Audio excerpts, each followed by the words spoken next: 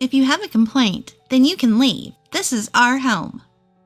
I finally lost my temper at the person in front of me who was yelling at me. Sheesh, I really did it, didn't I? I thought so for a moment, but I had no regrets.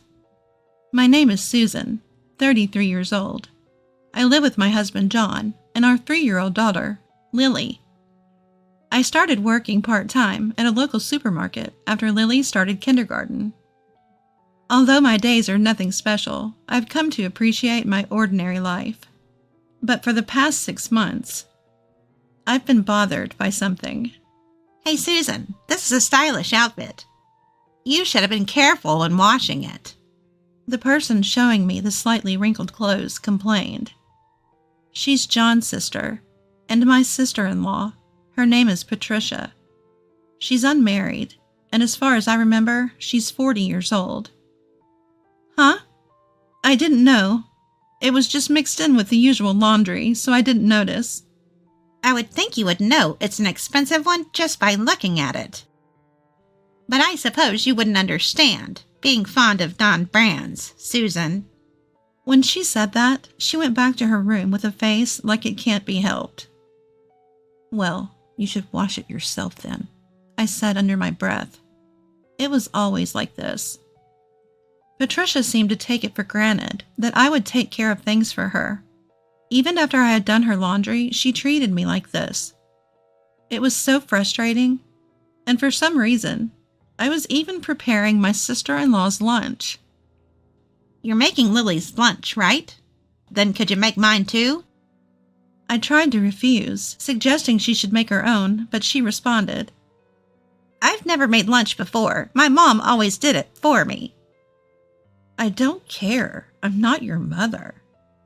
Then, this stupid sister-in-law took my daughter's lunchbox to the office without permission, which I made early in the morning.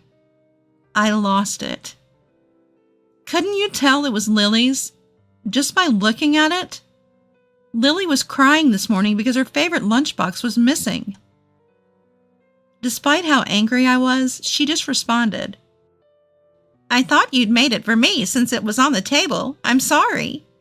With a silly grin on her face. What's with that face? It's not cute at all, I thought to myself.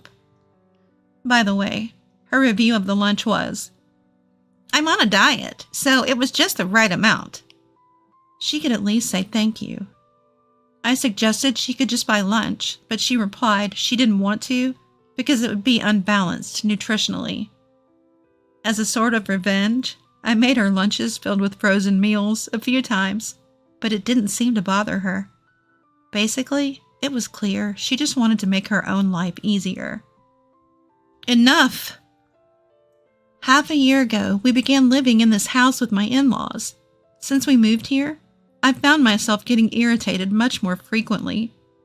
Even if I told John about it, he didn't seem to take it seriously, while I was begrudgingly doing the housework. Susan, I'm sorry. My mother-in-law, leaning on her cane, started a conversation. She had lost her husband about a decade ago and had continued to work as a full-time employee since then. She had slightly high blood pressure, which led to her suffering a stroke one day. Fortunately, she survived, but was left with a slight paralysis on her right side. With the help of a cane and leg brace, she could still manage to walk.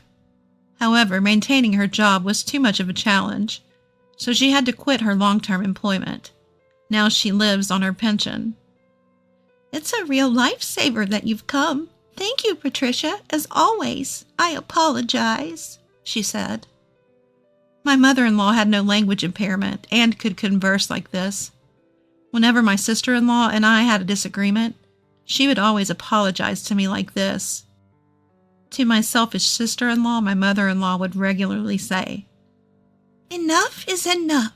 You should leave right now. But my sister-in-law would just respond with, Huh? Why? It's convenient to live here since it's close to work. Okay, I'll consider it. Showing that she wasn't really taking it seriously. My mother-in-law was never an old-fashioned bully, and she would always thank me. Even my daughter Lily was very attached to my mother-in-law. When I first heard that my mother-in-law had collapsed, I could never have imagined that things would turn out this way. Because my sister was also living with her, and even though my sister-in-law had a job, my mother-in-law was neither bedridden nor needed 24-hour nursing care. I just thought I'd drop by once in a while and lend a helping hand if needed. But my husband thought differently. "Let's move into my parents' house." My husband told me this after my mother-in-law's collapse, and after a day at work. What? Caught by surprise, I stared at him open-mouthed, and he said, "I've already contacted the real estate agent, and we'll terminate the lease at the end of next month." You can't just spring this on me, and moving in together all of a sudden? Wouldn't your mother dislike that? I was shocked and told him so. Despite what I said, my husband said, "It'll be fine, and it's my childhood home after all. I'll be comfortable there, and I know my mom would be happy living with her son and granddaughter." How easygoing could he be? Well, it might be fine for you, John, since it's your childhood home. Lily, you'd like to live with Grandma, right? Asked this by my husband. Our innocent daughter answered, "Yes, Lily loves Grandma." At that time, I didn't think my sister-in-law would be so terrible, and I seriously thought it would be tough to leave my mother-in-law to Patricia. Patricia must have a tough time handling it all alone. Let's all pitch in and help until things settle down, I told my husband. In response to my words, my husband replied, "Huh? Help out? Well, yeah, sure." His response was vague, and I wasn't sure if he understood or not. And that's how things went. And before we knew it, we had moved into my husband's family home. As I expected, my mother-in-law had a complicated expression on her face on the first day we moved in. "I'm really fine, you know. Susan, suddenly moving in? You must have disliked it, right?" She told me with an indescribable expression on her face. Upon hearing those words, I immediately knew that my husband had made the decision to move in with his mother against her will. But there is such a thing as getting used to circumstances. And despite our initially stiff interactions, my mother-in-law and I gradually became amiable through continued conversations. She willingly helped with dinner and the household chores, saying it was sort of like therapy. My parents' house is far away from the center, and I was deeply moved. My mother and I used to cook together like this. It's kind of nostalgic. "Lily will help too." Ever since she started attending kindergarten, my daughter Lily's vocabulary has grown. She plays with a lot of her friends, and her appetite has significantly increased. She's become more assertive recently, and when her favorite clothes are in the wash or she dislikes her hairstyle, she often has a sulky expression. Even that behavior is cute, and I can tell she's becoming more independent. "I'm taking a day off from kindergarten today." Even when she puts on a sulky face. "Oh, Lily, you're looking super cute today, just like a princess." When told this by her grandmother, she'd often perk up and cheerfully go to kindergarten. My self-centered husband and sister-in-law Patricia continued to be a source of concern, but I began to think that life at my in-laws might not be so bad. I never imagined what would happen next. "Hey, since we started living in my childhood home, you should increase my allowance." One day, my husband actually said this. I didn't quite understand what he meant. Huh? What do you mean? It's hard to understand. As I said this, my husband looked puzzled and said, "Well, we're living here now, so we're not paying rent or utility bills, right? So you can give that to me as my allowance." He said something stupid like that. Moreover, my husband said it was strange that his allowance remained unchanged, even though our household income should have increased since I started working part-time. "We've come back to my original home, and everything is free." He even said that. What? Free? What's he talking about? Thinking to myself, was it me or was my husband crazy? I really couldn't understand what he was saying. If I had to say, I was confident it was my husband who was being ridiculous. Well, it's true that this is your mother's house, but we're living here and we often pay for groceries and daily necessities. The house we lived in was owned by my mother-in-law and had already been paid off by my late father-in-law. It was now her property. I believed that the utilities in the home maintenance fund, property tax, and fire insurance were paid by my mother-in-law and sister-in-law Patricia. Since I do most of the shopping, groceries and daily necessities are calculated from our household budget. For this, my mother-in-law would say apologetically after shopping, "How much was it? Let me pay it this time." But I refused. Sure, our expenses may have decreased a bit compared to when we were renting. But the addition of 2 more people meant that food expenses certainly increased. And when we could spare it, we were gracefully saving up for our daughter Lily's future. Furthermore, I was making lunch for my husband every day, and he rarely ate outside. My husband, who didn't have many friends, spent his holidays at home, mostly playing video games. Did he really need an allowance? I thought, but I gave him a reasonable amount anyway. I couldn't understand what he was so dissatisfied with. But when my husband John realized that our household was covering the living expenses, he muttered, "Why, that's silly," as he walked to his mother's room. What the hell is his problem? The one who's weird is him, not me. As I was thinking this and preparing for our daughter's kindergarten the next day, I began to hear a commotion coming from my mother-in-law's room. I peeked into the room, only to find John furiously questioning, "Why? Why do we have to contribute to living expenses? This is Mom's house, isn't it?" What is he even talking about? That's what I thought. As I glanced at my mother-in-law, she wasn't reprimanding him. Instead, she was just blankly staring at him, as if it was someone else's problem. Her eyes looked like those of a person who had given up on everything. Noticing my presence, John came over to me and said, "We don't have to pay anymore." He left, seemingly relieved, with a smug expression on his face. Watching his triumphant retreating figure, I cursed myself for my poor judgment in marrying such an idiot. However, if things continue this way, I might end up being labeled as a bad wife who doesn't want to contribute to the living expenses, protesting to my mother-in-law, and relying on John. I was getting anxious about this when my mother-in-law chuckled and said, "Susan, shall we have some tea?" She called out to me like that. That's when I heard a certain story from my mother-in-law. I was about to learn a shocking truth and a certain plan of hers. A few days later, my mother-in-law and I were preparing dinner with my daughter Lily, just like we usually do. That day, we were making Lily's favorite dish, dumplings. Lily was also helping out, making dumplings in her own unique shape. This is fun. It's good fine motor skills exercise. With that, my mother-in-law also joined in to help.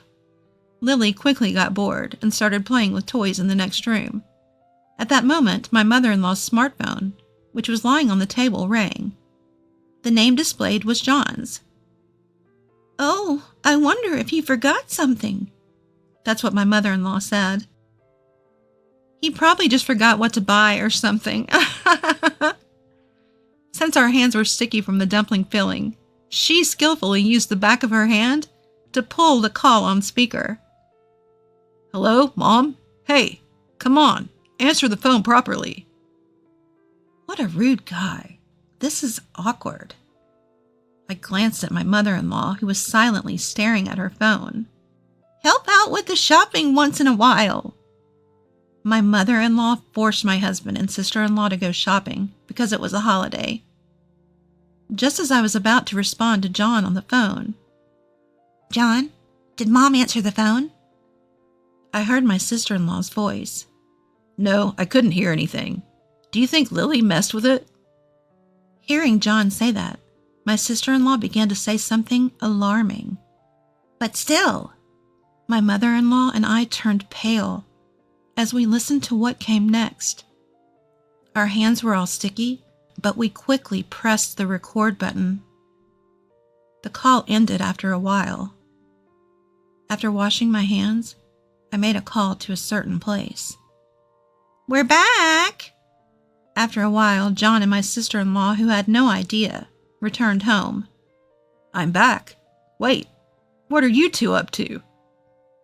No wonder my husband John and my sister-in-law looked so surprised.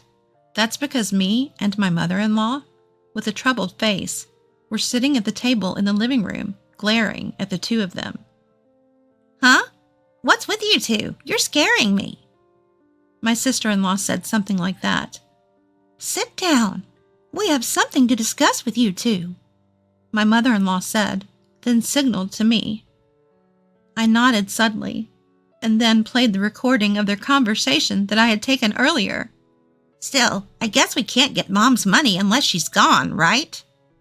My sister-in-law spoke to my husband John in a casual tone, like she was deciding what to have for dinner. Is that so? That's a bummer. You said you found $50,000. That's why I came here. The worst part is Mom is really sneaky. That's definitely Dad's inheritance. We only got a merely $1,000. Their conversation went on. Finally, my sister-in-law said, She's so slow, it's frustrating, isn't it? Like when she's slowly going down the stairs? Don't you sometimes want to push her? My sister-in-law said something awful, and my foolish husband John agreed. I totally get it. The call ended abruptly there. The two of them looked visibly uncomfortable, clearly never having imagined we were listening in. Hearing their conversation, I felt a threat to my mother-in-law's safety and immediately consulted the police. However, they didn't seem very helpful, saying it was a family matter. After the call, my mother-in-law said, I understand how you two feel very well. I've been thinking about it for a while now. I'm selling this house and moving. The two of them were surprised to hear this, eyes wide open. Only my stupid husband and sister-in-law have such stupid faces. In fact, I have been consulting with my mother-in-law about this for a while now. The biggest issue was my sister-in-law. Until I heard about this from my mother-in-law, I had assumed my sister-in-law was contributing a fair share towards living expenses. But it turns out, ever since my sister-in-law started working, she hadn't given a single penny to the household. Perhaps she was still stuck in a student mindset, thinking house chores were the mother's job, and constantly complaining. It's my hard-earned money. I can spend it on whatever I want, right? She said this and continued to splurge on beauty treatments, vacations, and luxury goods. If you've got so much money, either move out or contribute some to the household. When my father-in-law was alive, my sister-in-law would get scolded like this. Only at that time, it seems that there was a little pretend to help with housework, but after a while it was just back to normal. She never put any money into the house, and since my father-in-law passed away, my sister-in-law had been taking complete advantage of my mother-in-law and doing whatever she pleased. But Dad said I should save up instead of paying living expenses. And just because I've started working, it's weird to suddenly ask me to contribute to the household. I knew she was trouble. Nothing's weird about that. My sister-in-law protested. I am not the bad one. Well, I wanted you to save money and move out. After I finished raising my kids, I wanted to have a quiet life. How many years has it been since you started working? You don't contribute a cent to the household. You must be quite the wealthy lady by now. My sister-in-law looked frustrated, seemingly lost for words. I have a job. Moving out all of a sudden is troublesome. To add insult to injury, my sister-in-law lost in her delusions, begin to say such things. Why would I take you with me? How silly. You've lived however you've pleased until now. Feel free to continue doing so. Finally, understanding my mother-in-law's seriousness, both started to panic. What about the $50,000? Wasn't that our father's money, Mom? Have you been hiding inheritance shares? I might tell the police. Such were the words of my foolish sister-in-law. When my mother-in-law fell ill, she must have found the bank book by herself. My husband and I got in touch about our mother-in-law, and the conversation somehow shifted to the $50,000. They probably thought they'd get a share too, which is why my husband hastily moved back in. Their stupidity gave me a headache. With a victorious expression, my mother-in-law calmly said, That was my money from when I was single. Your father had nothing to do with it. You two have been making a fuss about inheritance, but you foolish kids never let me save any money. My mother-in-law told me that my father-in-law's favorite phrase was, How long do I have to keep working? Before marrying me, my husband John lived the same way as my sister-in-law, which shocked me to the core. I remember when we were looking for an apartment, he would ask dumb questions like, What's a security deposit? A key fee? Homeowner's insurance? Aren't utility bills supposed to be around $30 a month? I cursed my past self. Our conversation must have woken up Lily, who had been sleeping in the next room. With a sleepy face, If you do something wrong, you should say sorry, right? Can Papa and my auntie do that? Since you are grown-ups? Lily looked at John and my sister-in-law and said, This made me laugh, which seemed to upset my sister-in-law, who then said, What's so funny? You must have said something to Mom. In response to her, my mother-in-law intervened. Stop it. Stop it. However, I calmly replied. I laughed because I found it funny. I thought my daughter Lily was acting more mature than you. I calmly said, I do the laundry, make lunch, but with no appreciation from you two. Lily can say thank you, right? Why can't you utter a single word, sister-in-law? Are you a baby? I may have overstepped a bit, but my usual irritation exploded into words. Aren't you embarrassed to make me wash your tacky underwear? Where did your sense of shame go? It'd be better for you to move out and find it. As I spoke indifferently, my red-faced sister-in-law said, If you have any complaints, get out. This is our house. Take that annoying kid and get out. At this point, I had had enough. Shut up! You should leave. You? Such an idiot! I shouted with a voice so loud that my throat hurt, but I didn't regret it one bit. A while ago, after dinner, I was watching TV when a segment came up. Adult men and women living in their childhood rooms are increasing. Apparently, that's what they call people who, although technically employed, use all their salary solely for their own pleasure, continue to live at home with their parents, and leave all household chores to them like some selfish demons. The scariest thing I felt when watching this TV show was not the program itself, but the sight of my husband John and my sister-in-law Patricia laughing uproariously at the feature, asking, Are there really such people out there? Whether my sister-in-law was silenced by my spirited gaze or what I said. A few days later, the day came when my mother-in-law decided to leave the house. Well then, I'm putting this place up for sale, so I'd like you two to move out by the end of the month. Saying this, she left without revealing her destination. Who would have thought it would come to this? We have to find a house for the four of us to live in. It would be nice if we could find a nice single-family home. Upon hearing my husband's absurd words, If it's just the two of you, wouldn't a 2-bedroom be enough? I retorted. And to my words, John laughed, asking, 2 people? How do you figure that? He and my sister-in-law laughed off the situation, but ignoring them, I said, All right then, let's go, Lily. Shall we go to see my mom? At my words, my daughter Lily also responded, Yes, I'm happy because it's been a while since I've seen Grandpa and Grandma. She had a smile on her face. What do you mean? He is flustered, as if he doesn't know what's going on.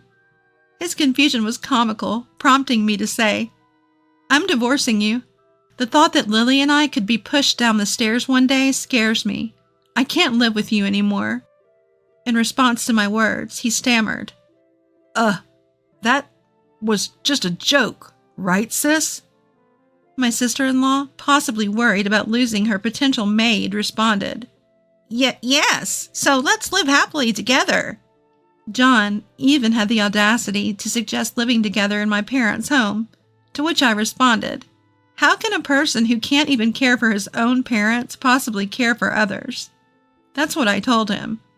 Right then, the taxi we had called arrived. As Lily and I got in, I said, Please feel free to live your life as you wish. I left my in-laws home with a smile.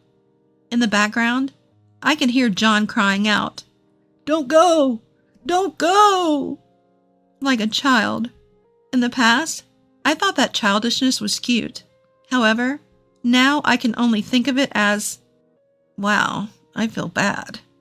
As for John and my sister-in-law, they ended up renting a small apartment with no security deposit or key money, as they had little savings combined.